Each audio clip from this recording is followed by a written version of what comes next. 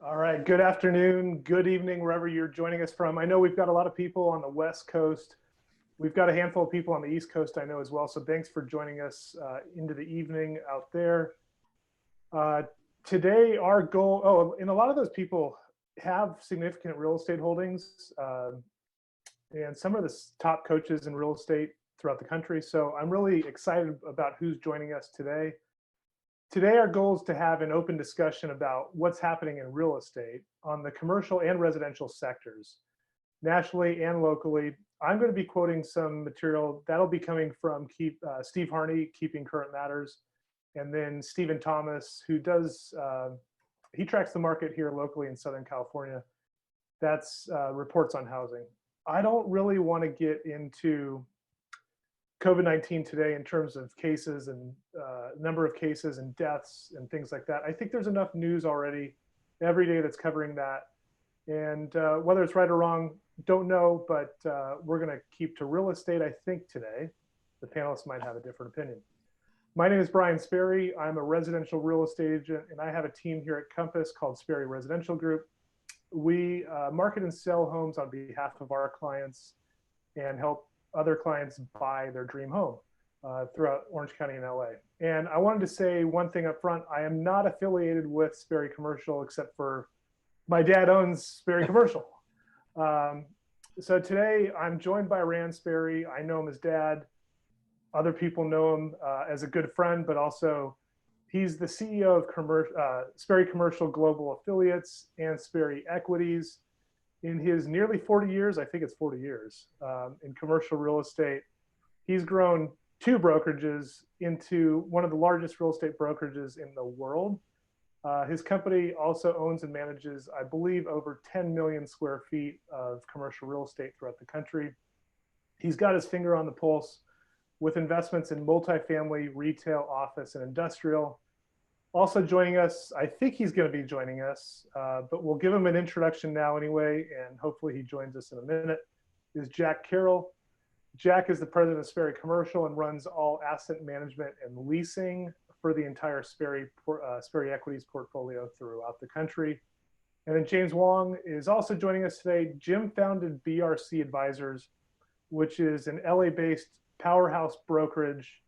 BRC was the first affiliate of Sperry Commercial Global Affiliates. Today, he's the president of Sperry Commercial Global Affiliates. And he's really got his eye on the market nationally and locally.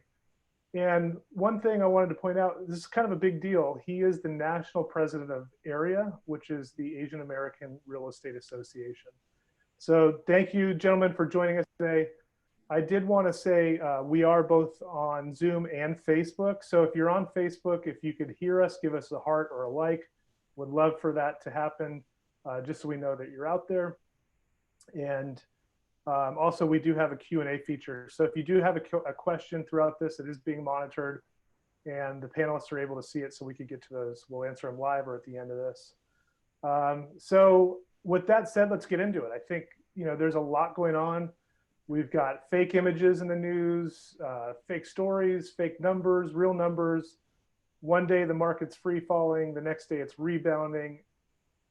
Oil took a big hit this week. I think there's a lot going on, and it's hard to get an accurate picture of what's going on. So with that said, I'm going to jump to Rand. I want to start with you. I think if you had a crystal ball, what does the real estate market look like in the next 3 months, 6 months, and 12 months? Oh, well, I don't know that I need a large crystal ball to figure that out, actually. One of the interesting things is that although there's a lot of attention focused on the stock market, there isn't a lot of attention focused on the real estate. I mean, when I look at the news, I don't see much information about how the commercial real estate market is doing, what it's doing to the business owners, and what it's doing to the actual owners and investors in real estate. A lot of that is really small business. If you own an apartment building or you own a retail center, that's a small business, and that's your business. And it's just being devastated at the moment. And hopefully we'll get Jack on to give you more details about that. But as far as the economy goes, I think we can expect at least a 25% drop in GDP in the next 3 months. And then, based on a lot of what I'm predicting is based on a May 15th rollout. We'll call it the slow roll. And that is that, they're just not going to, the country isn't going to just turn the switch on. It's going to be like a dimmer switch. You're going to slowly see the light go on and on and on over the next 6 to 9 months. And so as a result, it's going to still be digging a hole trying to get out. And for example, you're going to see social distancing taken apart in this. And what is that going to do once we do open?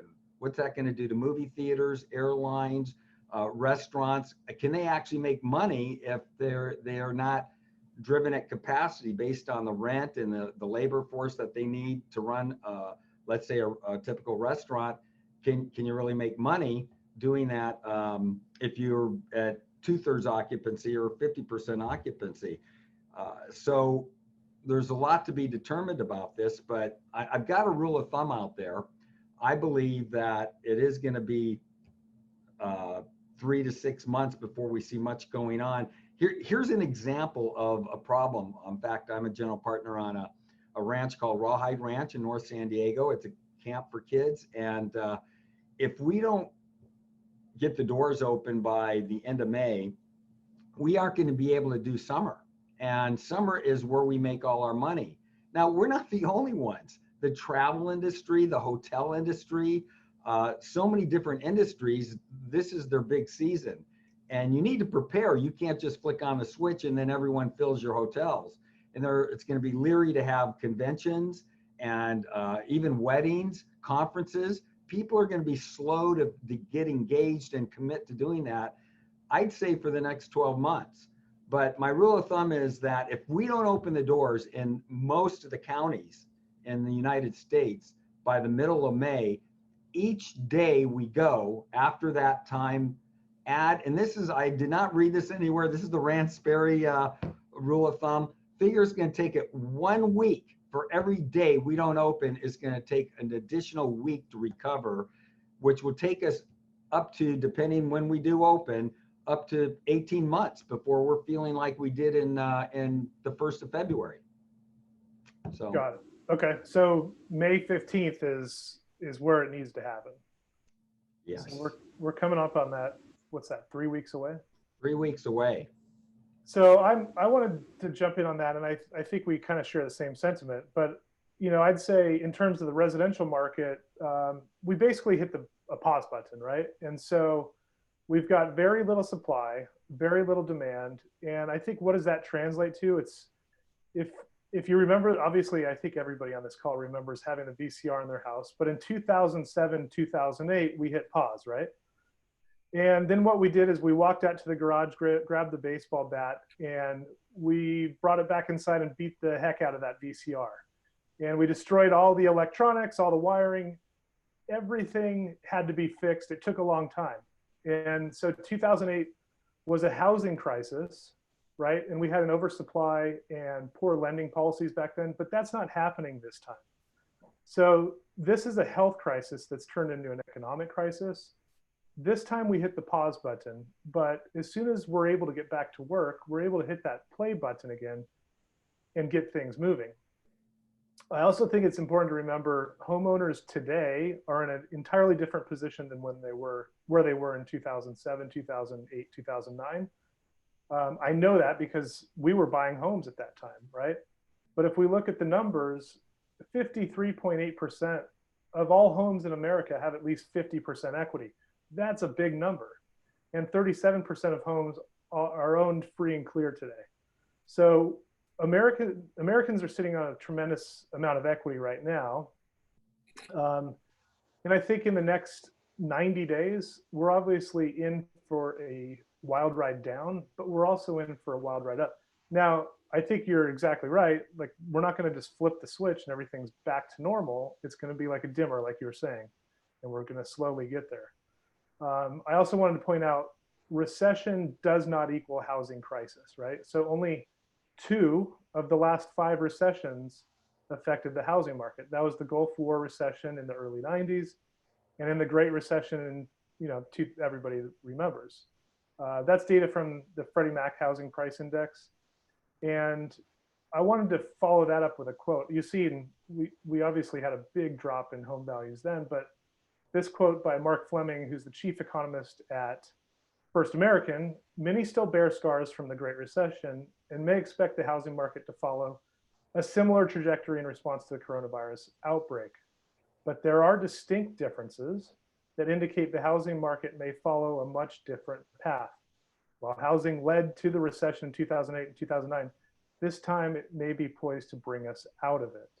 So, in addition, I think if we look at the type of recovery we're going to have, I think there's a lot of talk of a V-shaped recovery. Some are talking about a U-shaped recovery. If we look at the charts, we all know that a V-shaped recovery is kind of a quick trough, right? And then a U-shaped is a little longer. Hopefully we're not in for an L-shaped recovery where it doesn't come back to where it was. And a W would be a double hit, right? We definitely don't want that because that'll really mess things up. Quick question. Well, I wanted to show this because I think I agree with what Goldman Sachs, Morgan Stanley, JP Morgan are saying. They're obviously managing trillions of dollars of the richest people in the world's money, right? They're saying V-shaped recovery. Others are saying we don't know exactly what's going to happen, but I wanted to throw that out to you guys. What do you think? What do you see? Let's do a quick vote and kind of why. Yeah, I can talk a little bit about that, Brian. So, you know, what we've been going through obviously is so dramatic. Most people said we haven't even seen anything like this for 100 years. So we are definitely hitting a black swan of black swans of what's going on at this point. And the biggest thing that it is so much unknown. And as Rand said, we have to put a date when we could start up. The longer we wait, the more damage it's going to do to a lot of businesses that will just go away, which were probably bad businesses already when the market was good.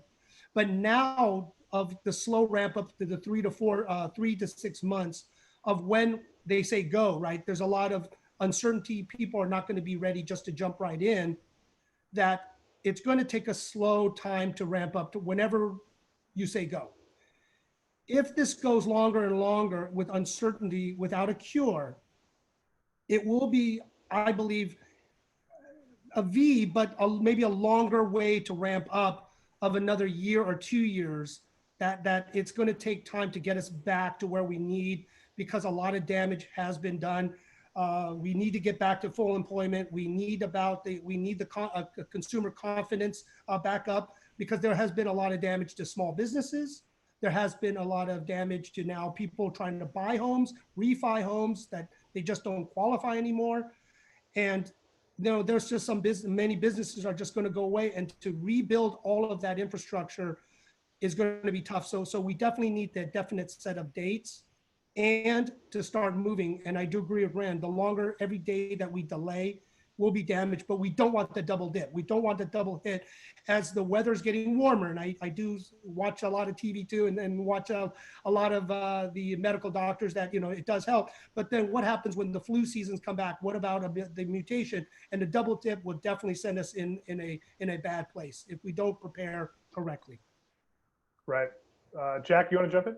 Yeah, so I'm gonna vote for none of those four patterns you showed, and I'm gonna suggest it's gonna be a Nike swoosh, and rather than look at what the graph looks like coming down, I think we could all agree that we're pretty much near the bottom. Whether the bottom is now, whether it is 90 days,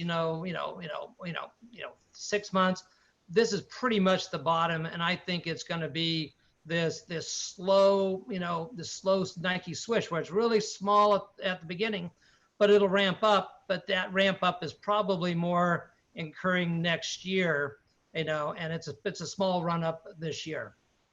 Nike swish, my vote.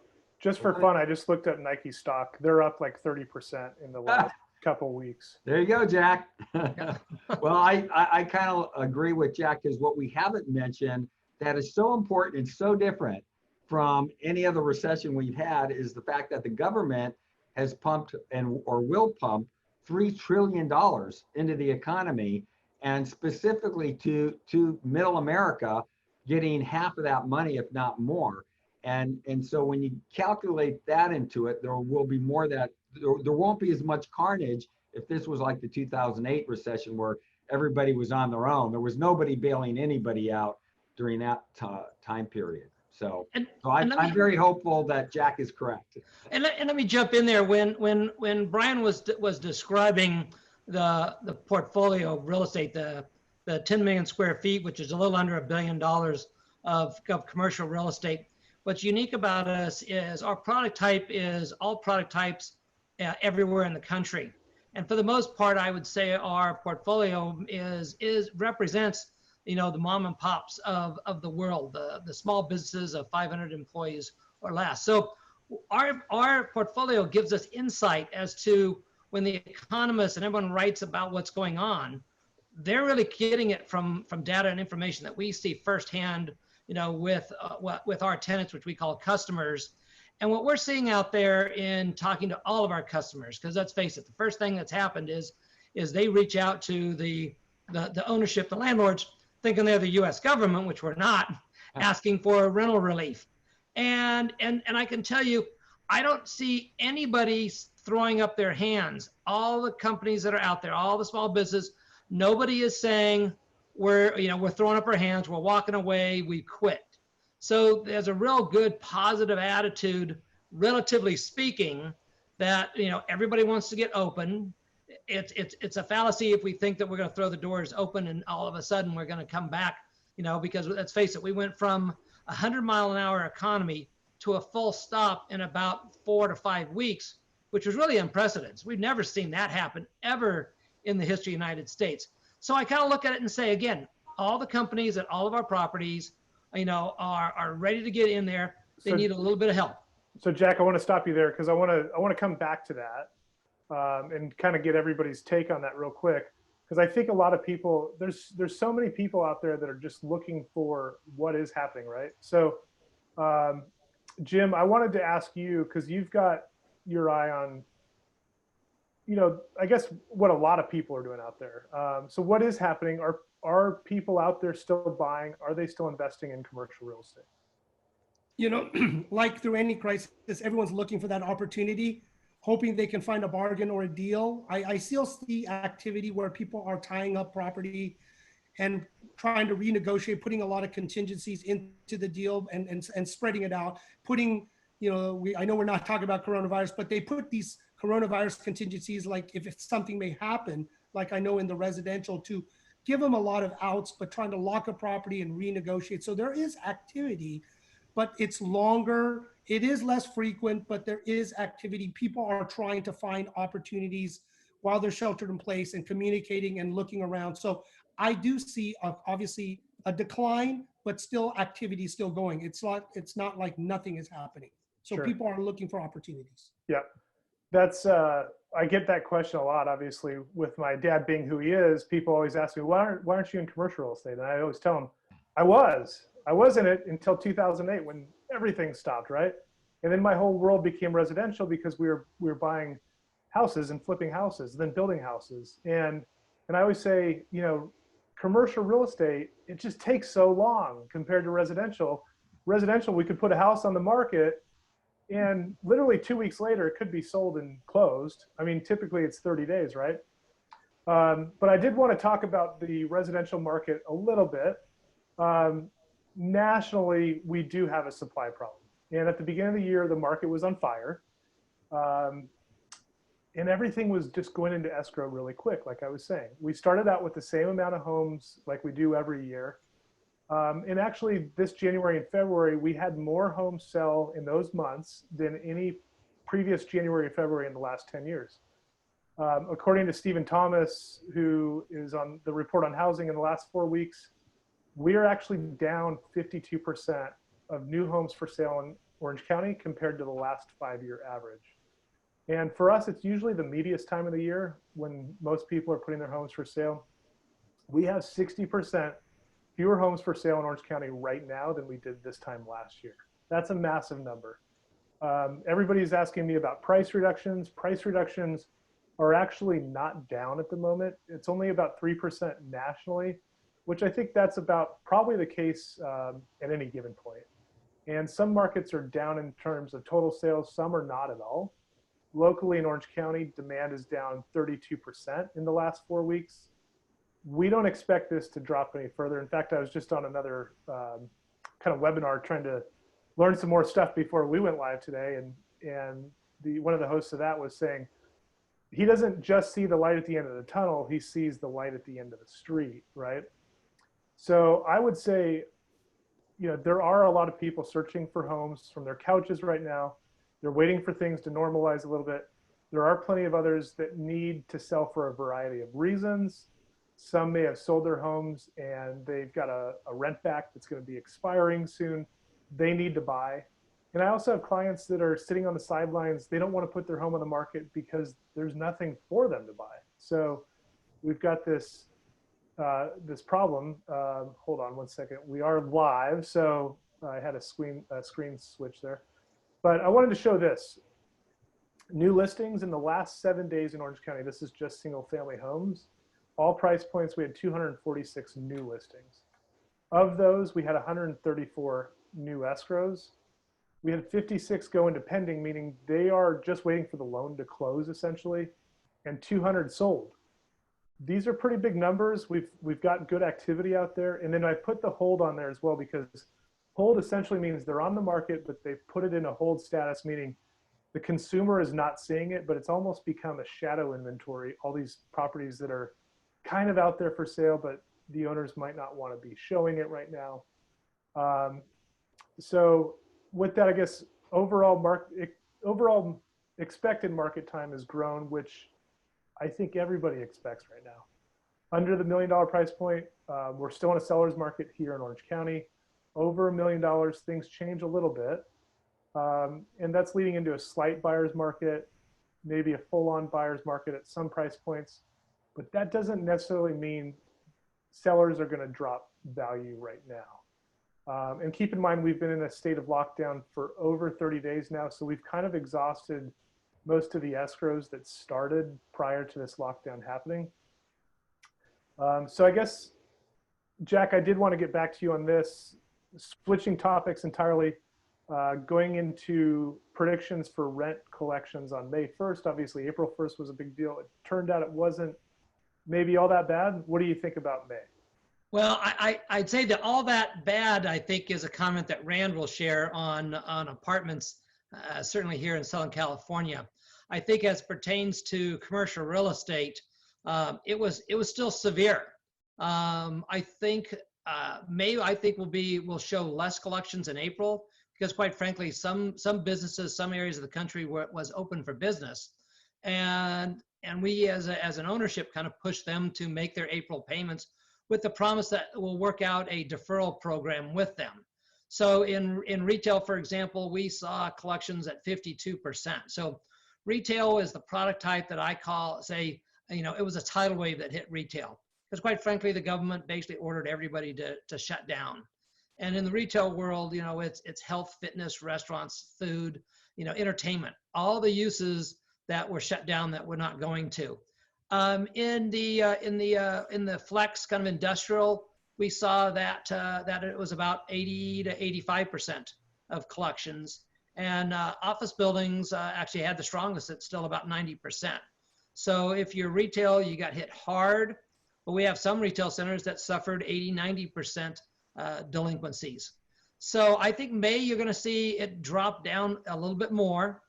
I think people still had some capital. They were willing to pay the April rent in exchange for the promise of negotiating some deferral program. Let me add a little bit about the multi-res.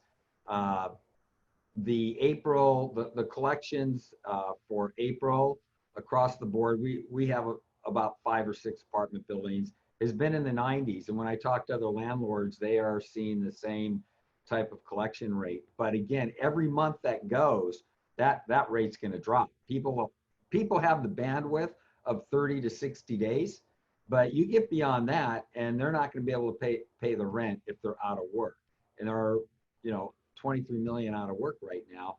So it's really going to hit the multi-res. It just hasn't hit as drastically as what Jack's pointing out with the retail market. It's similar to office. Office, they're paying their rents, but multi-res is the best so far. But it's going to take a hit if we don't get open. And Brian, if you look, as we look at silver linings in a very dark cloud at the moment, you made a comment about the equity in homes, and that's, I guess, a little bit of the silver lining right now in our economy is it was so strong that a lot of people have record savings, cash, liquidity in their banks, in their homes. What we see right now is everyone went into a protection mode. Right now, everyone looked at it and said, gee, I don't want to pay my rent. I want to defer it because I don't want to use my liquidity that I do actually have. And when we do deferrals, we ask to see the tenant's financials. And we see a lot of tenants that have the liquidity to pay their rent. In this case, we're not really forcing them because we know they need that capital to get through this next, 60, 90, 120-day period. But quite frankly, as borrowers, we're the same way. We look at it and say, hey, I'd like to work out something with my lenders. And yeah, do I have liquidity? Could we write those checks? Yeah, but I'd rather keep that my liquidity. So I think that's what's happening right now with the expectation that we're all going to need to access that liquidity over the next 120 days. And I'd James, like to add on that because right now with the capital markets and the finance, we need to get that on board so we know we can tap in from not only the large ones, which have different ways they could tap into capital and financing, but smaller groups. And the banks cannot, as we've been seeing around, raising limits just so they say we're lending, but not really. You know what I mean? So we need to get that more accessible to the masses that we can finance. I know they printed a lot of money. They stopped the drop, but now we need to allow capital for really Main Street to still operate and not just always Wall Street. By the way, just another point, even though that we've appropriated $350 billion for Main Street and another 400 and something, I think today was approved by the president, the money hasn't gone out on the street yet. The checks really haven't, to the individuals have not been sent out. And I could tell you personally, we just received at Rawhide Ranch our check on Monday. And I think we're one of the first people to see from the payroll protection program. We're probably one of the first people to see funds out of that. So that hasn't actually kicked into the economy yet. So hopefully that'll help stave this off. But just a comment, I love Dr. Fauci and I know he's a scientist. We can't have, unfortunately, scientists running our country because we may wake up to a country that we'll never recognize again if we wait too long. So we really have to delicate balance to get people to work versus protecting people from this deadly illness. And Brian, I think to go back and answer a little bit of a question you asked about what deals are occurring out there, I think what we're now seeing is that on the commercial side, that you're going to have buyers and sellers want to agree on a deal, but until there's debt, until there's a loan that can be placed, and lenders right now in the commercial world are taking the position of, well, we want to wait and see. We want 1 to 3, we want 3 to 4 months of a tenant open for business paying rent before we'll feel comfortable making a loan on the property. So that's what we need to be able to demonstrate to the lending world. And the lending world has to feel confident before we can buy and sell real estate, unless you have, as Rand was describing in another conference, sellers have to do carryback. That's another way of getting transactions closed right now is carryback for the next, say 6 to 12 months. Yeah, I know he's mentioned that back when he got started in brokerage on the apartment side, that was the main part of his business was seller carrybacks because interest rates were sky high at the time. So that was commonplace, so maybe we'll see that again.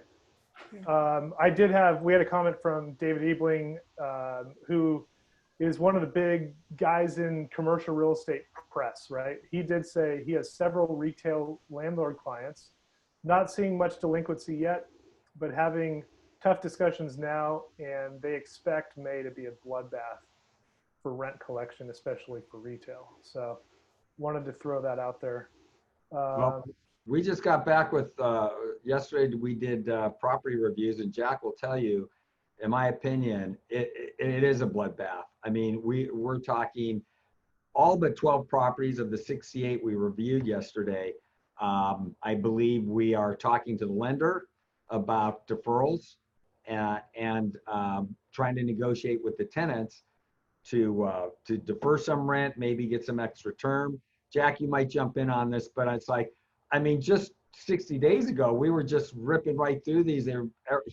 We weren't having these kind of conversations at all. Well, Rand, as I describe it, again, I start by saying it was a tidal wave. And it's a tidal wave that was like that 10-story one you see in the movies that you said, that can't be true. That's the tidal wave that has hit retail, and April rents are still down. As I said, 55% is our collection rate. But again, it's because tenants paid their rent. We kind of implored them to, and now we're in the process of doing deferrals. So I think in terms of the real collections, I think in the retail world, that could be coming down to 25 to 35% is all you're going to see. That's going to require landlords, coming to the table as well. Good news is the banking world, the banks, have been sympathetic. We're all in the same together. And so far our conversations with our lenders on the banking side has been, we understand what's going on out there. We kind of had to tell them to stick their head out the window and take a look, because sometimes initially, they didn't realize how bad it was out there. And now they're kind of doing the same thing. Okay, we'll work out a deferral program with you along the lines of whatever you're working out with your tenants. Everyone agrees there's no reason to lose and get occupancy by having your tenants leave or kicking them out. That makes no sense. So I heard that you guys are keeping track of who's not paying rent. and so I wanted to jump into that because, I think let's talk about it. Let's name some names. Who's not paying rent, if that is in fact true. I think we should talk about some of the bigger names so we're not singling out some of the smaller guys. I can help you out there, Jack. I have the list in front of me. I don't know if you brought it. So I do. And Ram, before you start, let me just kind of point out that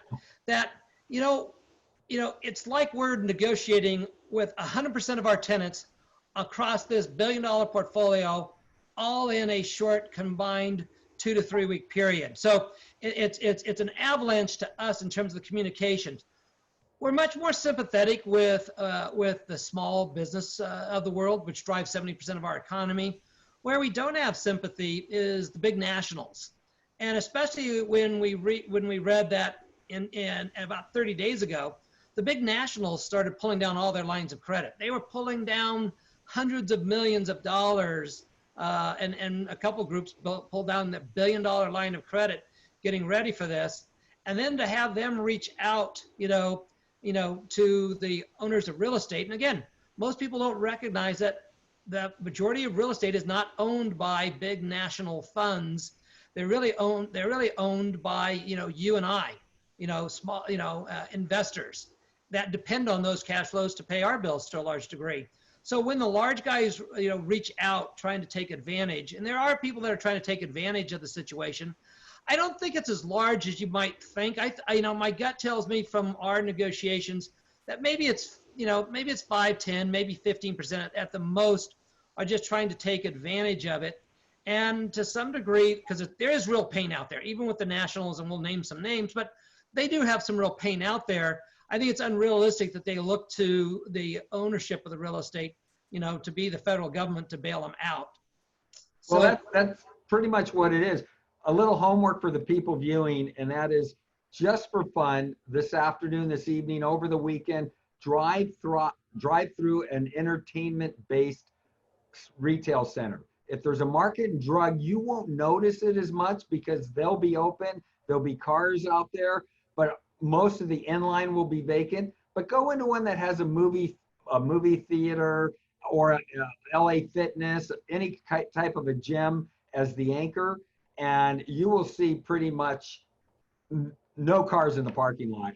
And imagine what that is doing to the landlord when these guys are paying, even though there might be 2 of them and 20 inline, those 2 are paying about 70% they're 70% of the revenue every month. So, And, so and I'll Rand, name some names. Rand, Yeah. and Rand, before you start talking about the same list you and I are looking at, Okay. you know, we have to, for disclosure, we have to say that, you know, we're looking at a list that is produced by a group called Datex Tenant Tracking. Yeah. And it's listed as who's paying rent and who's not. We'll give them credit. And we also have to have a little bit of disclosure with understanding that there might be some tenants that are on this list that we have at our properties. We may or may not choose to embarrass them. I don't mind. Full disclosure. So Rand can do that, because some of those we are in the middle of renegotiations with. But there's some, and I'm going to use an example of Baskin Robbins. You know, Baskin Robbins, you know, last month, 85% of their rents were paid. They're down at 66, which isn't bad. But a Baskin Robbins, even though it's a national name, is really a franchise that are owned by mom and pops. So the ones that to me are a little more offensive are the large national companies, not national name, but a franchise, but national corporate owned, you know, real estate, commercial real estate tenants. Well, yeah. Go ahead, Rand. Well, we could start with the Cheesecake Factory, but that was national news. And that, you know, interestingly enough, they just don't talk about this on the news. What's going on in these major centers and what it's doing to the economy, the trickle down of it all. So the gyms, I don't think there's a gym paying rent. 24-hour fitness is one of them. The theaters, any of the movie theaters, Regal called us up. Actually, they were nice enough to call us up about a week before the April 1st payment and say, by the way, don't take offense. We're not paying our rent this month or any month until we open the doors. And you're not the only one. We're doing that nationally. And so pretty much when we check, we've got a couple other theaters of different brands. They're not paying the rent as well. Ann Taylor, any of the apparel, most of the apparels are not paying the rent. The big box apparels, Barnes & Noble, Dave & Buster's is not paying rent. When I say not paying rent, I mean zero. Pretty much across the chain, they're not paying any rent. Well, and I will pick on one. I'll pick on because there's some categories that they're open for business, some that they're open for takeout. Just so you understand, if you're doing takeout, they're only doing probably maybe 10 to 15% of their total revenue sales. So takeout, even though they're open, you know, they're still getting killed. But I'm going to pick on and give props to, you know, to one, PetSmart, because I got to tell you, you know, the pet industry is like this billion-dollar industry. And I can tell you, just like going to the grocery store, you know, if you have animals, I have 4 holding the sheepdogs. I'm still a heavy buyer of dog food and vets and stuff like this. And, you know, PetSmart is paying basically 100% of their rent still. Petco went from 100% to basically about 20%. And they basically sent out a letter to all landlords, generic, saying, hey, sorry, we're only going to pay you 25%, and we're not talking about helping us out and do a deferral.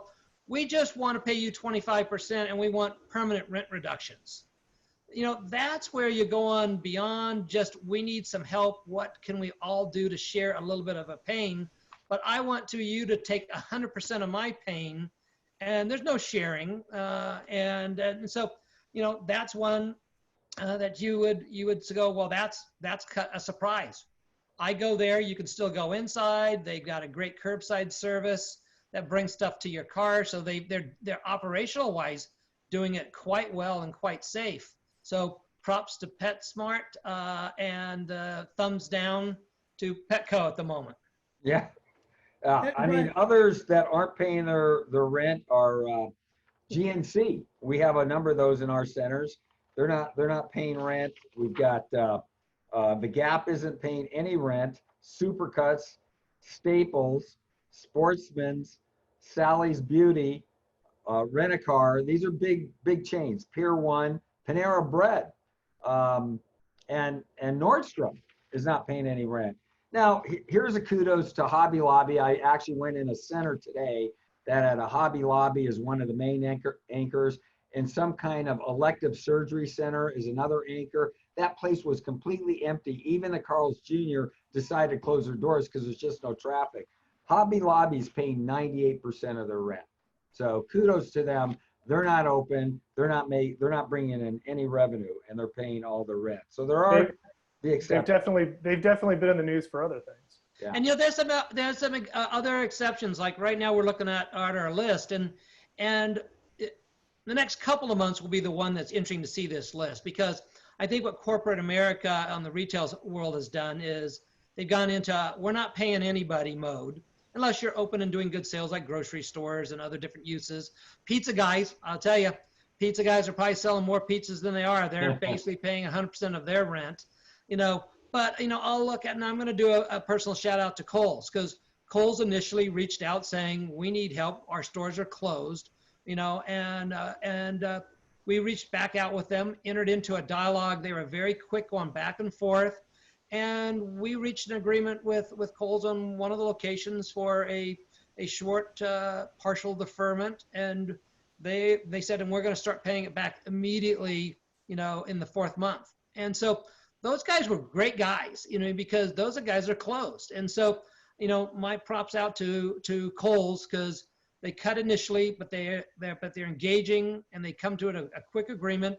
That's a win-win, relatively speaking, sharing with the ownership. So thumbs up, Kohl's. So I want to jump out of the tenant section, and let's get back. We do have a few questions in the chat here. So are you seeing lenders making quicker decisions to take back properties than in 2008? I'm already hearing that it's happening on the retail side. Let me jump in on that one, and I would disagree with that.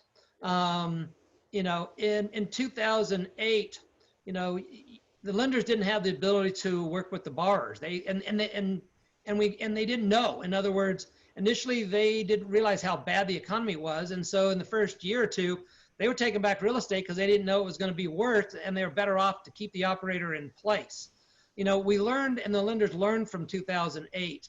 And again, the banking world has been told by the government that they're going to ease up on the regulations of the bank. Because what we don't realize is for every loan that comes into some type of default, the bank has to put, say, $1 in a reserve account. That dollar means that they can't lend $10 out. So it's a huge penalty to them, which is why the banks typically have to be in the past kind of tough. Well, the government has said that we're loosening those regulations. You can work with your borrowers. So I got to tell you that the bank lenders that we've worked with so far have said, yes, we're going to do a deferral program with you, and we'll completely defer the next 3 months, your loan payments, and with a repayment plan to start January over the next 12 months. That's been a couple of the banks. Once you get, I think the ones that are looking at that will not work with you is what we call conduit or CMBS. Those are loans that were packaged and sold to the masses, and they're basically bonds now. So there's no way that they can modify those loans. Those are the properties, but those will take time because the courts all across the country have said we're not going to hear those actions.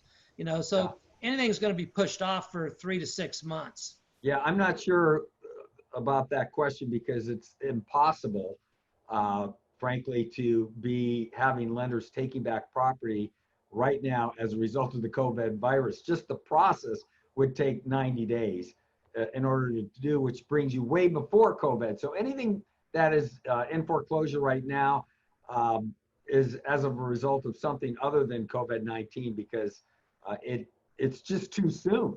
Will we see it? I think we will. We'll see it in specific areas, in specific markets that, in a strong economy, they were able to stay above water, keeping their shopping center or their office building full. But because the economy may take so long to get back to 100%, they may lose their building. And so there will be opportunities out there. There will be some foreclosures out there. I don't think it'll be massive, but certainly they haven't started yet. And Brian, because a lot of ahead. the GSEs that I'm talking to with the nonprofit, everyone is trying to work together, right? As America, we are all trying to take a bite through this while we're digesting all of the information, what's going on. So we are all trying to work together. But when we start opening up, there's going to be, pockets of what is not working, who's not paying, who was already probably distressed prior to the COVID. So right now, we're all trying not to do anything to do any more damage, right? Through something that's stupid. But working through it, helping out, all assisting each other, all taking a bite out of the pain until we start getting back to normal and then assessing. That's when we slowly may start seeing some of the groups that may have their properties taken back. And because right now I've talked to a couple of groups, commercial doesn't have all the protections like residential. We may see something on the later half of this year, maybe fourth quarter, but not like residential, there's a lot of moratoriums, forgiveness, and protection next year for them, but it will be earlier for commercial. And some people I've talked to, some stuff more like fourth quarter. And that's going to be some double down averaging. Again, there is going to be pain out there, but I don't think we'll see it in terms of opportunities until the latter part of this year and early next year, because that's how long it'll take to kind of process through the system of the struggling real estate. And just like stocks, it's like, okay, you have some that you bought high and they've dropped down. And so you either live with them while they're down and you get through it, or you dollar average and you start buying, some of the stock or some of the real estate when it's down. The key there in real estate, like any other investment, you only lose money if you have to sell. So the stock market got crashed in 08. You only lost money if you had to sell. If you didn't have to sell, then you ended up making a lot of money. And that's where it ties with liquidity. As the good news is, I think liquidity of anybody and everybody out there is higher than it's ever been going into this type of any kind of recession. So I want to jump from the professional real estate investors like you guys into more of the mom and pop people that are out there, smaller one-off maybe investors that might have a small shopping center, maybe a fourplex or smaller apartment building. I guess the question, well, I was listening to the radio the other day and a lady probably in her 70s or 80s called. Her whole livelihood is dependent on the income from a fourplex. Right now she's got 2 tenants not paying rent. One of them is unemployed. One of them, she's not sure. And that kind of has to do with the government basically giving everybody a free ride on whether or not they want to pay right now. And she's not getting help because the lenders still, for the most part, want their money. She's not individually metered, so she's paying for water, electricity, everything like that. So she's not getting help there. I guess let's talk about the mom and pop investor and the risk and maybe the opportunity that they have in this market. So Brian, I'll go on that because a lot of the people I speak to are the small business owners, which we consider real estate, a small business on their own. Yep. And there is no help. Like I said, it's from one side. Whether you have nothing, you're getting something, or you have a lot and a lot of opportunities or a lot of ways to tap into financing. But there's the mom and pop that now don't have the resources. Their tenants are not paying. They still have to make payments. They have to still learn how to communicate to get the good information to try to ask the banks and all these different groups for help. And that is the challenge of they are literally not knowing what to do, and there's only a limited amount of money as we've seen. And by the time they get to it, the money's gone, or the help is gone, but they're still in so much distress by not knowing, not understanding. And it really, as Rand was saying, and the money needs to get down, but they have to realize not everyone that owns real estate are just so wealthy that they could just weather the storm and take the hit. They are a lot struggling to work hard to make that money to buy the first home, to parlay it into a multifamily or a strip center, managing it themselves, maybe running a business in that shopping center, that strip mall. And now their own business collapsed. Now they have to pay the mortgage, redo the rent, the utilities. There's a lot of problems, and they need the most help. And they are, like Jack said, 70%, the small business owners. Well, let me just address this 70-year-old lady. What a perfect example. Anyone that bought a fourplex, whenever they bought it, and I've been in the business actually 45 years. I bought my first fourplex. I was 20 years old. So yes, I'm 65. And I got to tell you, when you buy something in real estate, whether it's retail or it's residential, you're typically at a break even if you're lucky. You're not all of a sudden making a bunch of money. But the problem is the tenants think, well, look at the word landlord. You put those two words together, it sounds like wealth. It really does. Well, if you're a landlord, you must be wealthy. So I'm not going to pay my rent because you can afford it and I can't. When the fact of the matter is, this lady is just as dependent as these tenants are, and there is no help for her. Where the help comes is hopefully in the infusion of the $3 trillion, those 4 tenants get a job or get their job back, and they're able to start paying the rent. So it's indirect, unfortunately, for her, because there is no assistance that I'm aware of for a landlord who owns a duplex or a fourplex. The lender could tell them, hey, I want my money. There's no protection for them yet. And yet there's, if you talk to Governor Newsom, he's letting everyone have a free ride. 90 days after the order to go back, you still cannot evict a tenant. So as Jack or one of you was mentioning, they really do have a free ride. Now they'll have to pay that rent, but they don't have to pay it right now. Meanwhile, you've got a landlord who's struggling to make ends meet as a result of this. So here's two suggestions I would maybe have for that particular, individual, is that number one, try to submit for the 30-year 3.75 interest loan, that you don't have to make a payment for 12 months. There's a good chance that she could actually qualify for the loan, not for the other program where it's designed to get employees back and unemployment under control, and it almost becomes free program. But again, there's the other part of the program is a 30-year 3.75% interest, no payments for the first year, and it's a loan, and you're going to have to pay it back. The other thing that maybe they should look into is, like I mentioned, you only lost your money in the stock market if you had to sell. So, she could look at it in two things. Say, well, I can't carry this thing. So either she has to sell and she'll probably have to sell at a discount, or she can go look and say, gee, I need to weather this for 6 months, 6 months of carry.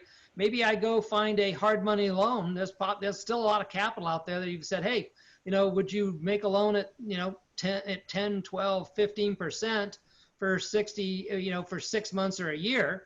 There's a lot of people who would still want to get their money out. And as long as they had kind of a first priority on that little duplex after the loan, there's probably someone who will make her that, and that sounds like 15% might sound like, wow, it's a high interest rate, but it's really saving that particular investor for only maybe a 6-month loan period to get through to where the tenants can be paying rent. So that's just a suggestion I throw out there. So cool. Let's do a quick spin around with everybody here. Let's use the case that there are no discounts in the market right now. If you're a mom and pop buyer, do you buy right now? Just a quick answer from everybody. No. I would agree with Jack. I would certainly wait 90 days. I have not seen, and especially in the multi-res market, I have not seen an increase in the cap rates. I think they will increase 50 bips at least, and I'd wait for that. But I haven't seen it. I mean, I'm getting people still calling me on my apartment. We're actually putting one on under contract at a ridiculous price in the middle of this COVID crisis. So I'd wait. I think 90 days from now to 6 months. If there is a deal in that market, that's when it's going to be, but not yet. So Brian, I would always look for opportunities. Make sure your financial stability, like what I learned from good mentors, is not over leverage, not let your powder go dry. Keep ready at all times, because there are always an opportunity. You don't know what challenges, just like the interest rate. Those that were getting into certain interest rates when there was that blip in the market of differential, they got a great loan, right? And then it went back up. So I always say, keep your mind open.